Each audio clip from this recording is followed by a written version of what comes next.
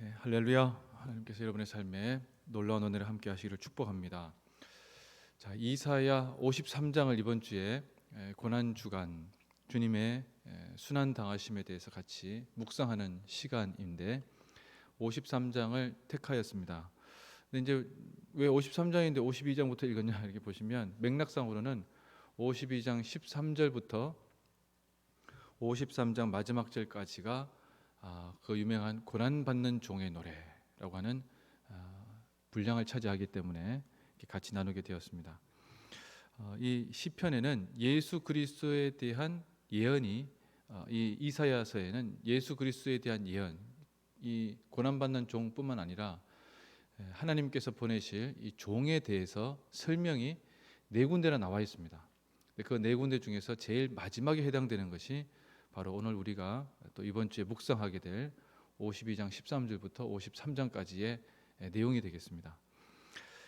고난받는 종이라고 하는 이 대목은 예수 그리스도에 대한, 즉 오실 예수 그리스도에 대한 예언이면서 실제로는 이 예언이 이사야서 이 예언자를 통해서 하나님의 말씀이 선포되고 난 뒤에 700년이 지나고 난 뒤에 성취되었습니다.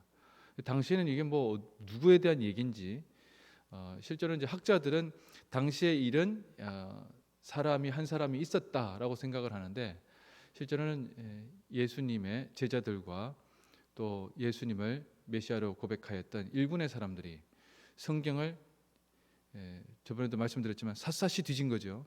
구약 성경에 예수 그리스도와 연계된 사실이 있느냐 쭉 찾아보니까 놀랍게도 구약 성경은 예수님에 대해서 강력하게 증거하고 있다는 거예요.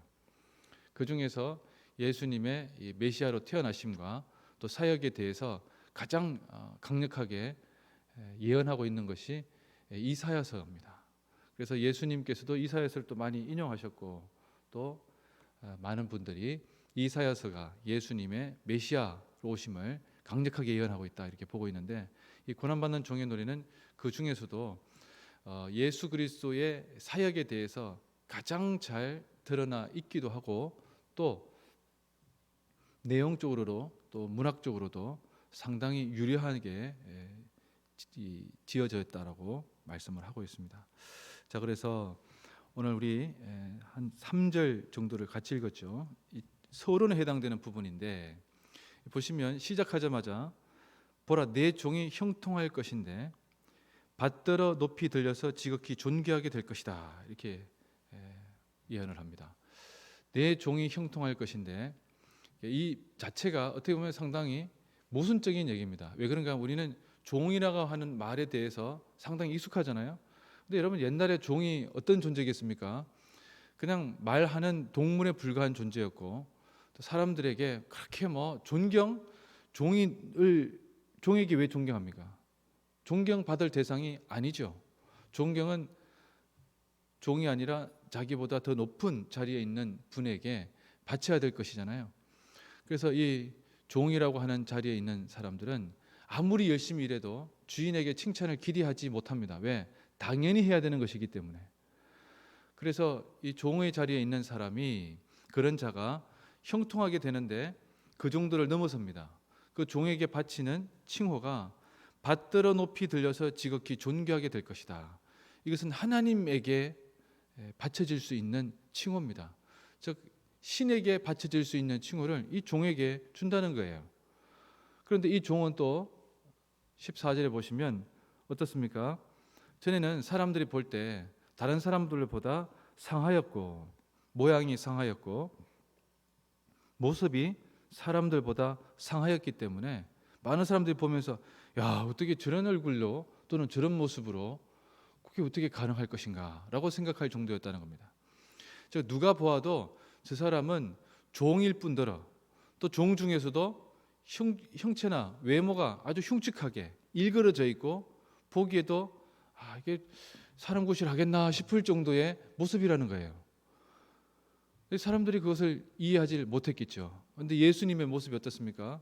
로마 군병에 의해서 채찍을 맞고 구타를 당했습니다. 우리가 십자가에 이렇게 어떻게 보면 멋있다는 표현은 그렇지만 또 이렇게 거룩하게 매달려 계시지만 실제로 아주 리얼하게 보자면 여러분 패션 오브 크라이스트 보시겠지만 예수님이 얼마나 많이 맞아서 얼굴을 알아볼 수 없을 정도로 흉측하게 일그러져 있었고 예수님의 모습과 외양은 사람들이 보기에 흠모할 만한 것이 존재하지 않았다는 거죠. 그럼 예수님의 얼굴을 우리가 자꾸 제가 이제 이 찬송할 때 보면 파워포인트에 지난주 주일에도 이 낙엽 타고 오시는 예수님의 모습이 나타나는데 전형적인 이탈리아 남자입니다. 그렇게 예수님을 표현하는 것, 즉 이 코카서스 지방의 이 백인 모양으로 금발에다가 이렇게 수염 쫙 있고 하는 그 모습은 백인 모습이죠. 그런데 여러분 예수님은 셈족입니다. 그리고 그쪽은 차라리 이집트 쪽의 사람들하고 얼굴 모양이 외관이 비슷하고 죄송하지만 약간 검은 쪽에 가깝습니다. 그래서 학자들이 예수님의 모습에 대해서 이렇게 당시에 있었던 일반적인 사람들, 그쪽 지역에 살고 있는 사람들의 모습을 보면 실제로는 예수님은 배가 좀 나오고 날씬하고 백인 남자는 아니라는 거예요. 배가 좀 나오고 이 돈키호테 이 산초처럼 약간 키도 작고 우리가 생각하기에 야 정말 멋있구나 그거 아니라는 거예요. 예수님은 사람들 보기에도 흠모할 만한 것이 존재하지 않은 그런 모습이었다는 겁니다. 그런데 그분이 또 맞았으니 거기에서 어떤 희망이나 어떤 긍정이나 어떤 대단함을 기대할 수가 없다는 거예요. 그래서 놀랍게도 하나님께서는 바로 거기에서 주님께서 메시아 되심을 인류를 구원하러 오는 바로 그분이 바로 그처럼 아무것도 아닌 존재 베들레헴에 갈릴리에 사투리도 팍팍 티가 나서 베드로를 사람들이 금방 알아볼 정도로 그 이야기는 그 사투리가 무시당하는 사투리였다는 겁니다. 예수님의 아버지는 요셉은 목수였고 직업 자체가 대단한 직업도 아니었고 뭐 비천하다고까지 얘기하긴 그렇지만 그렇다고 존경받는 직업도 아니었고 그리고 아버지가 아마 예수님이 어렸을 때 돌아가셔서 나중에 보시면 예수님을 찾으러 올 때 어머니가 찾으러 오지 예수님의 동생들이 찾아오지 아버지는 그 자리에 있지 않습니다. 사회에서 사람들에게 인정받을 수 있는 자리에 있지 아니한 모습이었다는 겁니다. 자, 이러한 예수님의 모습, 사람들이 보기에 어떤 기대치도 있지도 않고 뭐 대단한 것을 할 것이라고 생각하지도 못했던 청소년기 그렇게 탁월하다고 볼 수 없는 정규교육 어떻게 누구 사도 바울처럼 가말리엘의 문화에 가서 공부했다라고도 말할 수 없을 진짜 아무것도 없는 분입니다.